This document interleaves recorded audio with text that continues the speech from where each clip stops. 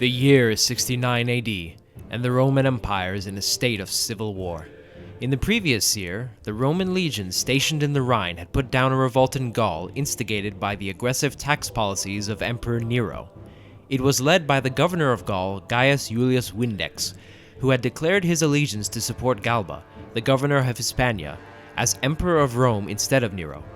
Although his rebellion was put down by the legions that were stationed along the Rhine under commander Lucius Virginius Rufus, the Praetorian prefect Nymphidius Sabinus, in a plot to place himself as emperor, promised bribes for the rest of the Praetorian Guard to declare their loyalty to Galba. Nero also discovered that the Senate had secretly tried him in absentia and was condemned as an enemy of Rome. With everyone's hand seemingly against him, Nero fled Rome and committed suicide. After consolidating his new authority as emperor in Hispania, Galba then marched on Rome to reclaim the throne. As Galba marched, he heavily fined or sacked any city which did not immediately submit to him. During Galba's slow approach, his rival claimant, Nymphidius, attempted to consolidate his authority as sole commander of the Praetorian Guard and took steps to eliminate potential rivals. He then declared himself the legitimate successor to Nero by claiming that he was the illegitimate son of Emperor Caligula. However, Galba's continued march counted for more than Nymphidius' mere presence, and thus the Praetorians killed him right before Galba entered Rome. Galba then entered Rome with one legion, Legio 7 Galbiana, which would later be known as 7 Gemina. Rufus was replaced by Aulus Vitellius as the local commander in the Rhine. While in Rome, Galba became increasingly more unpopular as he wound up canceling many of Nero's reforms, which included benefits for many prominent citizens. Growing just as paranoid as Nero, he executed many senators and equites without trial under fear of assassination. Galba also refused to issue the men of the Praetorian Guard the rewards that Nymphidius had initially promised them, which Galba himself never promised personally. At the beginning of 69 AD, the Rhine legions revolted against Galba and declared their commander Vitellius as emperor. This frightened Galba enough to make him choose his imperial successor, and rather than elevating any of his closest supporters, he selected a young senator he adopted by the name of Lucius Licinianus. Many were angered by this decision, most notably Marcus Salvius Otho, who was governor of Lusitania and a close associate of Galba and had accompanied him on his march to Rome in the hopes that he would be named as Galba's successor. Feeling cheated, Otho then approached the Praetorian Guard and offered to bribe them with the rewards they had been promised if they helped him murder Galba and seize the throne. Galba and Licinianus were subsequently murdered by the Praetorian Guard in the Forum. Otho was recognized as the new emperor by the Senate.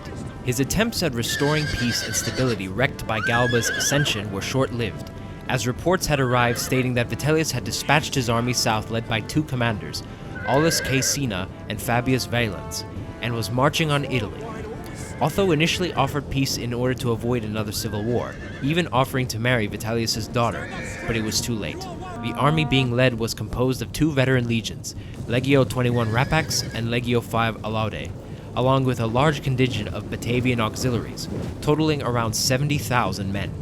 The forces of Caecina and Valens then split in two. Caecina crossed the Alps and attacked Placentia, but were repulsed by the garrison.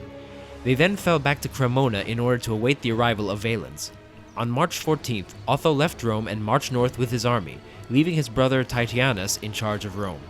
Among his general staff was Gaius Suetonius Paulinus, the former governor of Britain and the general who defeated the rebellion of Boudica.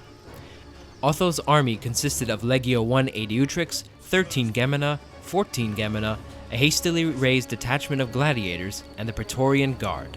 Despite Paulinus' experience, Otho decided to call his brother Titianus to act as his commander-in-chief. In order to distract Valens in his approach, Otho ordered a fleet of ships to launch raids against Roman settlements along the coastline just south of the Alps. One of the more notable victims of these raids was the mother of future proconsul and governor of Britannia, Gnaeus Julius Agricola. Before he arrived, Caecina attempted to ambush the Othonian forces at Locus Castorum, a village about halfway between Bedriacum and Cremona on the Via Postuma road. The Othonians were warned and their army marched for Locus Castorum, led by Paulinus. The Othonians prevailed and Caecina's troops retreated to Cremona. Here they were joined by Valens' army, which had followed a longer route past the Alps through Gaul. By then, Titianus joined the Othonian forces and took command. he decided to march on Cremona and give direct battle against the Vitellian army. Paulinus and other generals advised against this, as they had wanted to wait until the remainder of their forces had arrived from Pannonia. As Otho went back to their base at Brixellum to await the outcome, the two armies met on the Via Postumia, with the Othonian troops exhausted after a long forced march. The heaviest of the fighting took place where Otho's Legio I Aediutrix clashed with Vitellius's veteran Legio 21 Rapax, where the Aediutrix managed to capture the legion's eagle standard. Elsewhere on the battlefield, Otho's Legio 13 Gemina was defeated by Vitellius's Legio 5 Alaude. Legio I Aediutrix eventually routed, as well as being flanked by a force of Batavian auxiliaries. The 3rd century historian Cassius Dio writes that around 40,000 men were killed in the battle, although this is most certainly apocryphal. The Othonian forces fled back to their camp in Bedriacum, where they surrendered to the Vitellian forces and swore allegiance to Vitellius. Despite the fact that reinforcements were on the way, Otho refused to continue the bloodshed and committed suicide. Vitellius then entered Rome in a triumph and was officially recognized as emperor by the Senate. Concurrent to these events, the legions stationed in the east, commanded by Flavius Vespasianus, were in the middle of quelling the First Roman-Jewish War after the Jews began a revolt against Roman rule in 67 AD during Nero's reign. The remainder of Otho's supporters nominated Vespasian as a new candidate to overthrow Vitellius. While Vespasian pondered what to do, the historian Suetonius writes that Vespasian had heard of an old prophecy originating in the eastern provinces that stated that from Judea would come the future rulers of the world, a prophecy which he felt applied to him in his situation. Vespasian then resolved to challenge Vitellius, and was backed by his generals along with the governor of Syria and commander of 3 legions, Gaius Mucianus, who also had connections to many powerful Roman commanders across the empire. After leaving his son Titus in Judea to finish quelling the Jewish revolt, the Vespasian forces marched into Italy under the command of Marcus Antonius Primus, gathering more forces in the Balkan provinces, which had already submitted to Vespasian before his forces even reached them. The Vespasian forces consisted of 5 legions total: Legio III Gallica, 8 Augusta, 7 Claudia, 7 Galbiana, and 13 Gemina. When Vitellius heard of Primus's approach, he dispatched Caecina with an army consisting of 4 legions, 21 Rapax, 5 Alaude, 1 Italica, and 22 Primiginia, along with detachments from other legions and auxiliaries. As Primus's troops began arriving in Verona, Caecina was urged to attack before any more of his reinforcements could arrive. However, Caecina refused to do so, as he had attended to defective Vespasian and urged his army to do the same. His troops refused to follow him and had him imprisoned. Valens then departed Rome after being delayed by an illness. The leaderless Vitellian forces marched on Cremona. Primus's troops were stationed in Bedriacum and advanced to Cremona with a force of cavalry. After a brief skirmish, the Vitellian troops retreated to their camp while Primus brought up the rest of the army. The Vitellian forces drew up for battle along the Via Postumia, where the Othonian forces had been defeated merely a few months prior. Although they were reinforced by other legions including Legio IV Macedonica, they were still leaderless as Valens had not yet arrived.